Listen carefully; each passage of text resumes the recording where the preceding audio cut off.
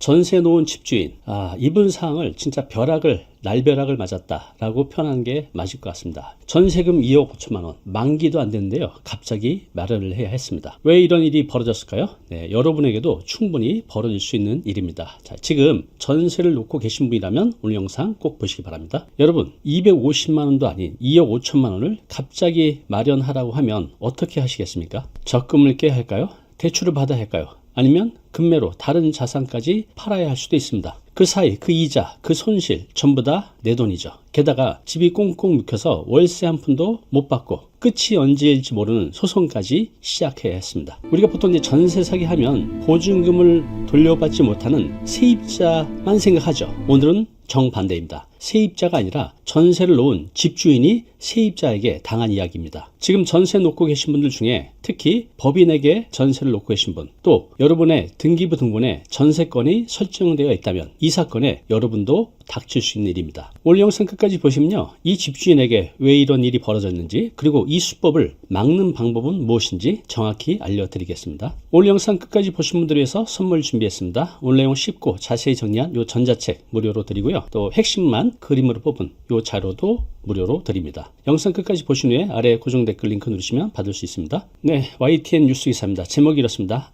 악성 세입자 역전세 사기, 세입자가 아니라 집주인만 발만 동동. 자, 이 내용 좀 더 자세히 살펴보겠습니다. 울산 동구에 아파트 한 채를 갖고 계신 분이 있었습니다. 이분은 2년 전 울산에 있는 한 회사와 전세 계약을 맺었습니다. 회사 대표 민모 씨, 회사 숙소로 쓰겠다고 했습니다. 전세금 2억 5천만 원 정확히 입금했습니다. 계약서도 정확히 작성했고 돈도 제때 잘 들어왔습니다. 문제가 전혀 없었습니다. 법인이니까 오히려 안심을 하셨겠죠. 누구라도 그렇게 생각하셨을 거예요. 그런데 계약한 지 한 달 뒤 이 아파트의 세입자 민 씨가 뒤에서 일을 벌렸습니다. 회사 명의로 설정해둔 전세권, 이걸 담보로 은행에서 2억 원 대출을 받았습니다. 집주인, 임대인은요 까맣게 모르고 있었습니다. 전세금 잘 받았으니까 편하게 지나셨겠죠. 그 사이 내 집이 누군가의 돈줄이 되고 있었습니다. 그리고 몇 달 뒤 법원에서 통지문이 날라왔습니다. 민 씨가 빌린 돈, 그러니까 세입자죠. 그 돈을 못 갚으니까 채권자들이 전세권을 가압류했습니다. 가압류, 쉽게 말하면요, 법원이 그 권리를 꽁꽁 묶어버리는 겁니다. 네, 집주인 입장에서는 정말 날벼락이죠. 전세금을 돌려줘서도 안 되고 이 상태에서 현실적으로 집 매각도 어렵습니다. 그리고 새로운 세입자도 구할 수가 없겠죠. 내 집인데 내 마음대로 할 수 있는 게 없어졌습니다. 처음에 민 씨는요, 빨리 해결하겠다라고 했습니다. 그리고 그 말을 믿었죠. 그런데 어느 날부터 전화를 안 받더니 말 한마디 없이 이사를 가버렸다고 합니다. 이분 어떻게 하셨을까요? 급하게 2억 5천만 원을 다행히 마련해서 법원에 변제 공탁을 해야 했습니다.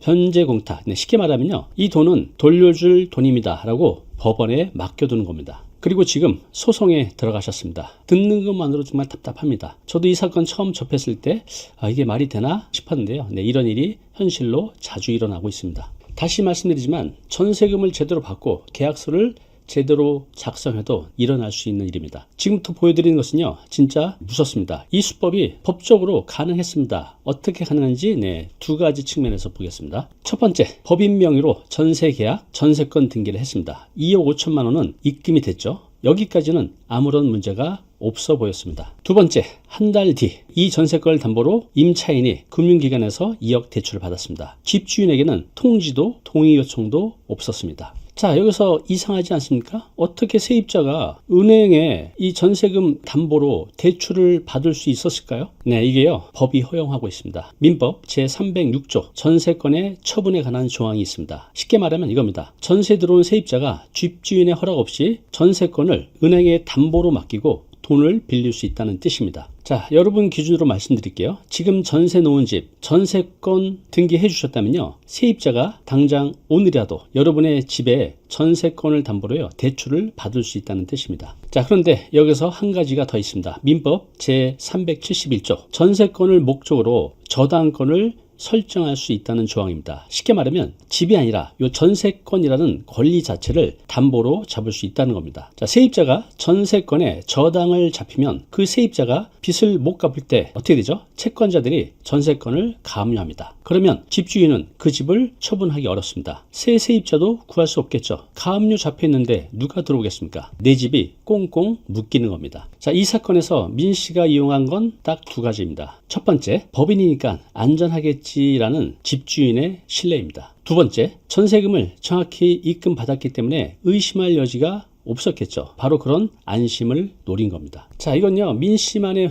문제가 아닙니다. 이분이 잘못한 건 없죠. 단지 현행법에 허점이 있었습니다. 현행제도상 금융기관이 전세권 담보대출을 해줄 때 임대인에게 확인할 법적 의무가 없습니다. 보도에 따르면요, 해당 금융기관은 전세권 설정만 되어 있으면 집주인 동의 없이 대출이 가능하고 전세금 지급 여부를 확인할 의무가 없다라는 입장이었습니다. 그래서요, 우리 집주인분들도 자신의 재산은요, 이런 상황을 알고 스스로 잘 지켜내야 합니다. 여러분의 전세 계약서에 전세권을 담보로 제공할 수 없다, 이런 특약이 들어가 있습니까? 없다면요, 여러분도 이 사건의 주인공이 될 수 있습니다. 자, 이 사건의 세입자는 개인이 아니라 법인이었습니다. 그런데 여기 이제 법인의 예를 든 거고요. 개인도 전세권을 설정하게 되면 똑같이 당할 수도 있습니다. 자, 이건 뒤에서 다시 말씀드릴게요. 자, 요즘 상담이 정말 많이 들어오는데요. 5, 60대다 보니 사연은 거의 다 비슷합니다. 집 한 채가 전부인데 이걸로 노후 생활비 어떻게 마련하죠? 실제로 50대 이상의 자산 80% 이상이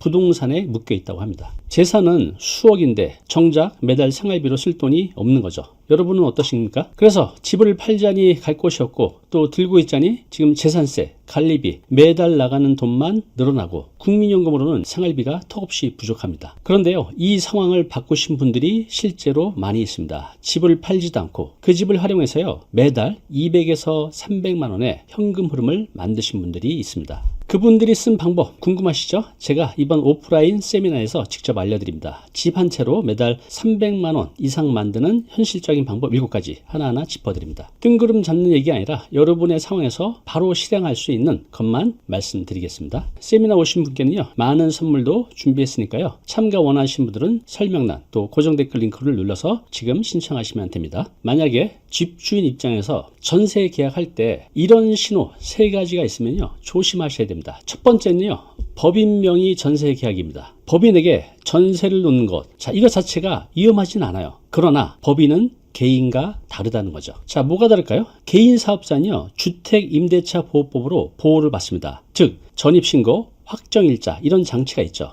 그런데 법인은요, 원칙적으로 이 보호 대상이 아닙니다. 그래서 법인은요, 전세 들어올 때 전세권 설정을 요구하는 경우가 많습니다. 법인 입장에서는 전세권이 자신의 보증금을 지키는 유일한 수단이기 때문입니다. 문제는 여기서 시작됩니다. 전세권이 등기부 등본에 올라오는 순간 민법 제306조에 의해서 세입자는 그 전세권을 담보로 제공할 수 있게 되는 겁니다. 즉 대출을 받을 수 있다는 거죠. 집주인 동의 없이, 통지도 없이요. 그래서요, 임차인이 법인이든 개인이든 전세권 설정을 요구할 때 뒤에서 말씀드렸지만 이런 별도의 특약 없이 절대로 계약서에 도장 찍으면 안 됩니다. 위험신호 두 번째입니다. 좀 전에 뭐라 했죠? 특약. 이 특약을 넣지 않으면요, 굉장히 위험할 수 있다는 거죠. 자, 그거 한번 보겠습니다. 자, 이 사건에서 가장 뼈아픈 부분입니다. 민법 제306조를 다시 보겠습니다. 끝에 이런 글이 있습니다. 설정 행위로 이를 금지한 때에는 그러하지 아니하다. 네, 쉽게 말하면요, 계약을 할 때 전세권을 담보로 쓰지 마라 이렇게 정해놓으면요, 세입자가 담보로 제공할 수 없다는 겁니다. 이 집주인에게 이 특약이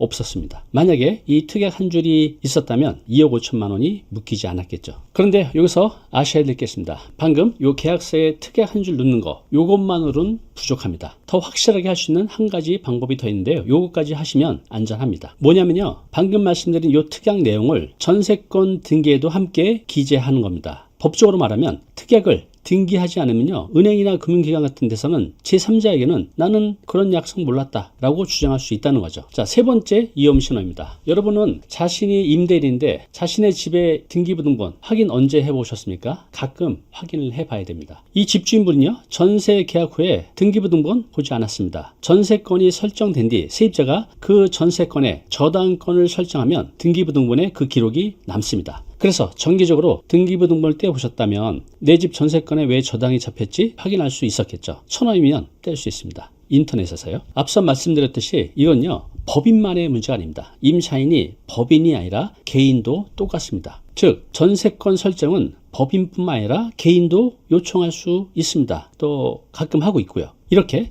전세권이 등기부 등본에 올라오는 순간 민법 제306조에 의해서 담보 제공이 가능해집니다. 즉 대출을 받을 수 있다는 거죠. 그래서 법인이든 개인이든 전세권을 설정해 주었다면요, 특약과 등기가 없는 한 이런 위험에 노출될 수 있다는 겁니다. 자, 자가 진단을 한번 해보겠습니다. 5가지 말씀드릴게요. 요거 쭉 보시면서 내가 하나라도 여기 해당되는지 한번 보십시오. 있다면 주의하셔야 됩니다. 자, 첫 번째, 법인, 회사에게 전세를 놓고 있다. 두 번째, 전세 계약서에 전세권 양도, 담보 제공, 전전세 금지, 특약이 없다. 세 번째, 특약은 있지만 그 내용이 전세권 등기에 기재되었는지 모르겠다. 네 번째, 전세권 설정 후 등기부 등본을 한 번도 다시 본 적이 없다. 마지막 5번째, 세입자의 현재 신용 상태를 모른다. 자, 여기에 하나라도 해당이 되신다면 지금 당장 제가 3가지 알려드릴게요. 체크해 보시기 바랍니다. 일단 오늘 내용 다시 한번 간단하게 정리를 해볼게요. 첫 번째, 전세권이 등기에 올라오는 순간 세입자는 집주인 동의 없이 그걸 담보로 대출받을 수 있습니다. 둘째, 세입자가 만약에 빚을 갚지 못하면 전세권 가압류될 수 있습니다. 그러면 집을 팔 수도 새 세입자를 구하기도 현실적으로 어렵습니다. 세 번째, 이 모든 것을 막을 수 있는 방법은 계약서에 넣는 특약 한 줄, 그리고 더 한 가지 확실하게 하려면 그 특약을 전세권 등기에 기재하는 것, 이 2가지입니다.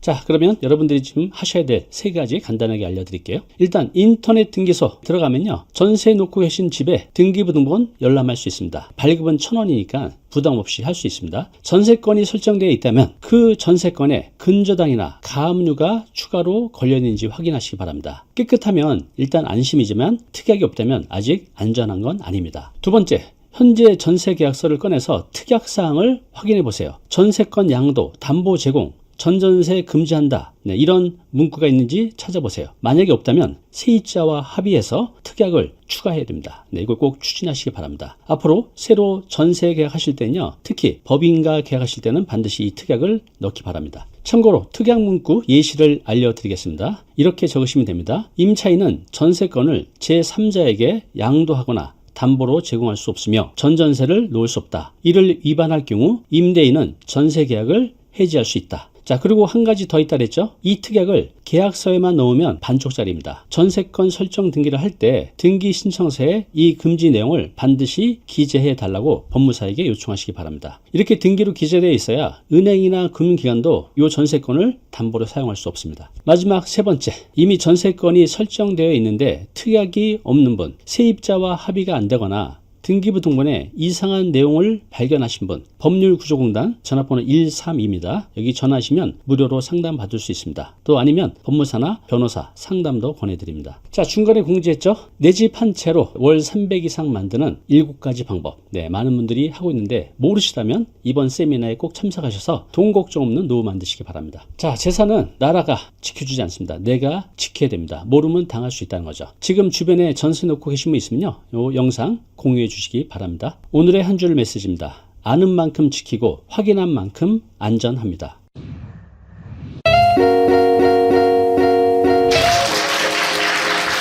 제가 유튜브에서 말하지 못한 내용이 굉장히 많아요. 왜냐면 이제 공개적으로 할 수 있는 얘기하고 또 이런 자리 힘들었어요.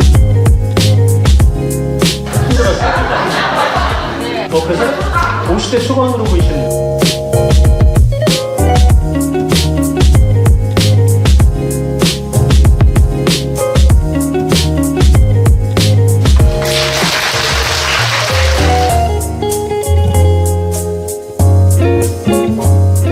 자, 오늘 내용 너무 중요한 내용이죠. 영상 보고 나면 잊혀지잖아요. 자, 자료 무료로 제공하고 있습니다. 이 자료, 요거 받고 싶은 분들은요, 아래 링크로 신청하시면 됩니다.